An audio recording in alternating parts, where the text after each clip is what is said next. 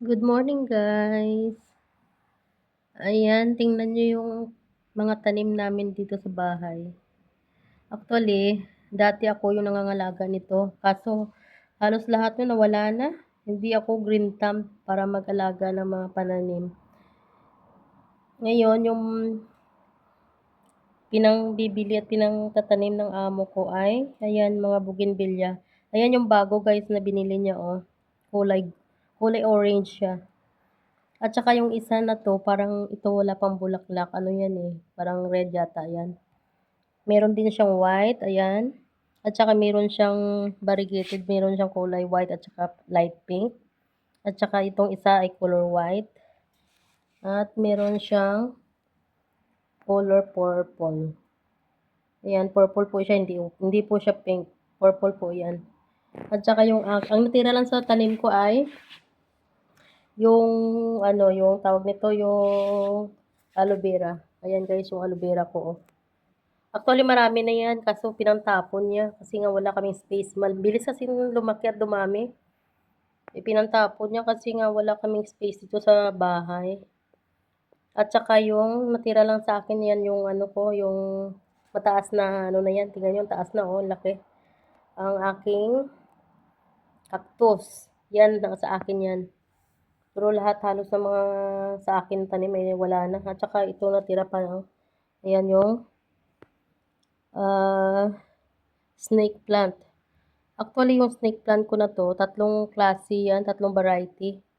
Yung may yellow at saka green. Tapos yung puro green siya, ayan. Hindi masyado makita guys eh. Ayan, sa labas. Sa labas kasi ito ng bintana namin. Pero lahat ng maraming cactus na yan, sa busing ko yan. Siya na yung plantito namin dito sa bahay. Pinagkakaabalahan niya ng oras yan araw-araw. Yung mga tanim niya na yan. Ayan o, di ba ang dami, maliliit. Hala guys, namumulaklak pala siya o. Tingnan, tika, izozoom ko. Ayan o.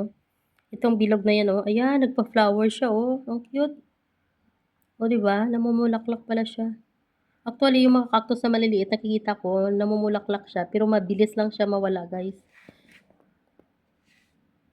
Mabilis na mawala yung kanyang flower. Ayan, di ba? Ang dami na niyang mga cactus. Ayan o. Ayan pa sa baba o. Ayan o. Ang cactus pa niya yan o.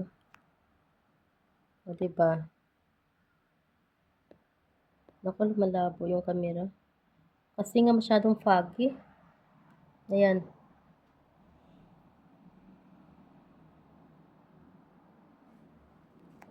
Masyadong foggy.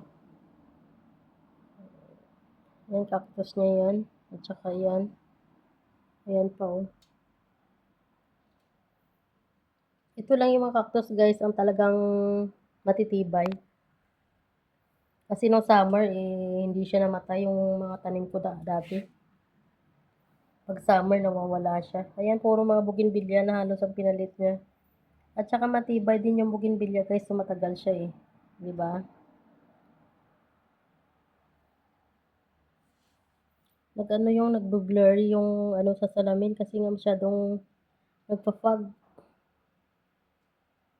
Yan po yung mga natitira naming flowers dito sa bahay. Pero hindi ako nag-aalaga niyan, si Busing nag-aalaga niyan. Yan yung hobby niya ngayon. Siya yung aming plantito dito sa bahay. Siya rin nag didilig niyan. Ang ganda nung purple na yan na ano oh, na bougainvillea. Aning yung ano niya guys, yung kanyang leaves, merong halong white. Teka, isusun ko yan oh. 'Di ba? Ang ganda ng kanyang dahon, may white tsaka green. At saka light green lang siya. Ganda niya.